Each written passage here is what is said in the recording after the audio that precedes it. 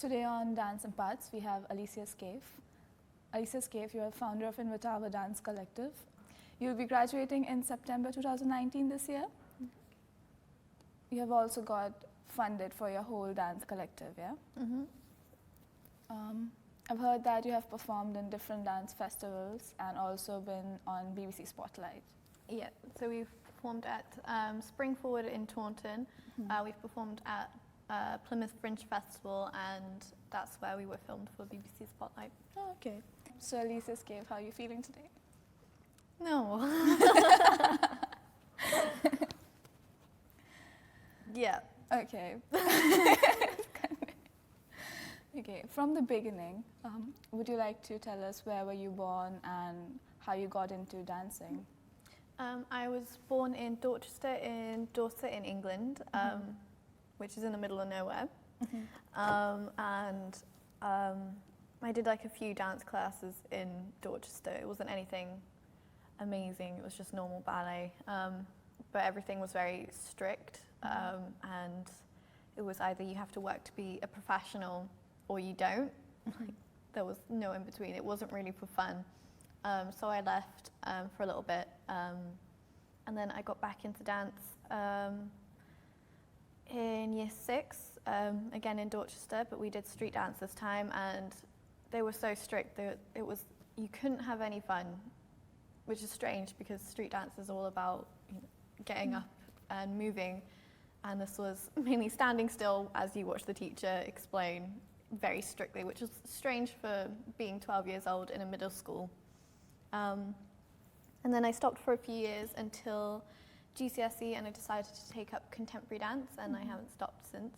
I really enjoyed it, but it was still very, even though there was more freedom with contemporary dance, there was still this sense of a hierarchy, and it was still very strict in the sense that you danced to be a professional, you danced to be good, and if you didn't dance well, then you weren't worth the time.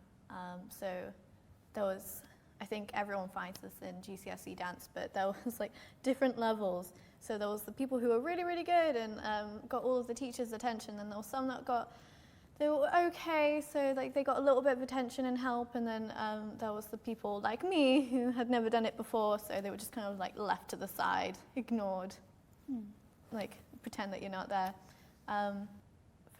I originally went to college to study acting, but I found that I missed dance and I wanted to continue dance, so I started dance training at the Space in Taunton, which is a performing arts academy in the southwest in Somerset, and that's where I started to really get interested in contemporary dance, and there was still a little bit of a hierarchy there, but it was still for the sense that you danced because you wanted to, and that's why I enjoyed, and that's what pushed me to go further. And then I decided to continue in university, and then now I'm here.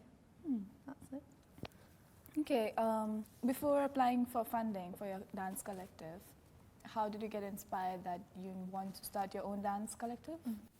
So originally we were just going to perform at Spring Forward with just one piece, and that was it. And I was originally going to do that with another dancer, but he unfortunately had to drop out.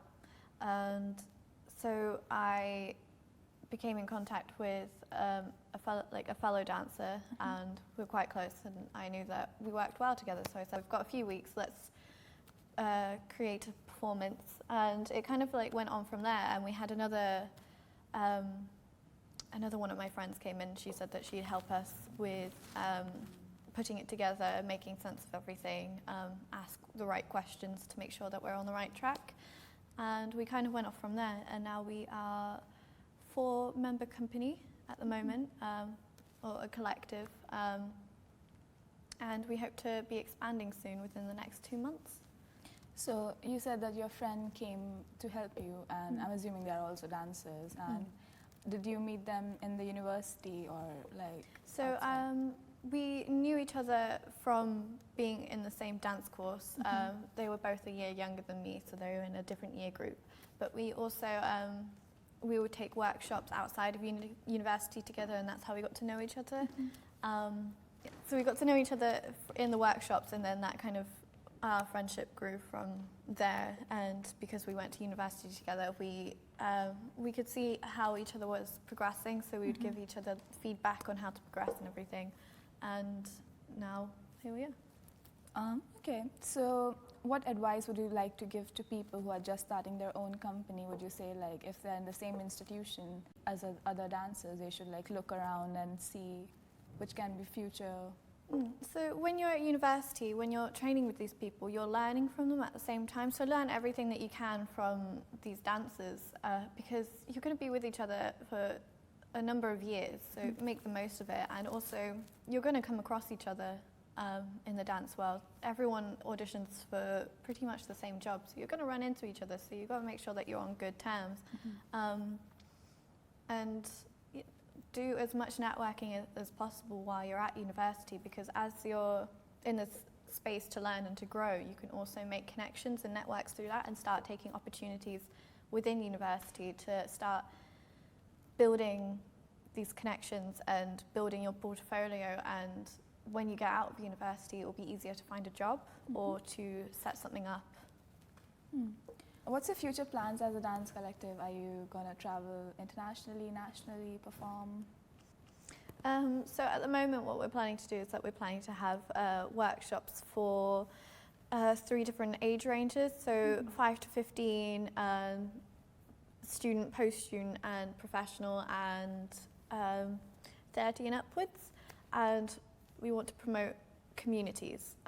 So we just want people to connect more and learn from each other and from themselves, as well as promoting the sustainable economy. So if, for example, we went to a rural area within Devon, what we want to encourage people to do is to support local businesses. So instead of going to a big supermarket, go to the local farmers, go to the fishmongers. And we just want to promote natural living, like a holistic lifestyle through dance. And we also are hoping to expand and extend our current performance at Veins, extend it to a double bill, or maybe make it into a full-length performance and take that around. And we want to travel the world with these workshops and performances, make some dance films, and just have experiences and learn from those experiences and create performances from those experiences and tell people's stories and our stories from this. So your performances would be based on sustainability, green environment promotion, and and I've heard that your business cards are recyclable. Yes, so we got ours from Moo. Okay. And they are 100% recycled. Okay, that's a nice logo. My logo. It's a leaf. It's me. Okay. Not paid sponsorship. Not an ad. Hashtag not an ad. Okay, so the last question I'll be asking you today would be, what is dance to you? Dance to me is just movement, which is everything and anything. Everything in my life has come full circle back to dance. So for me, dance is everything. Okay. Thank you so much for joining us today. And thank you guys for joining us today. We'll see you next week. Bye-bye.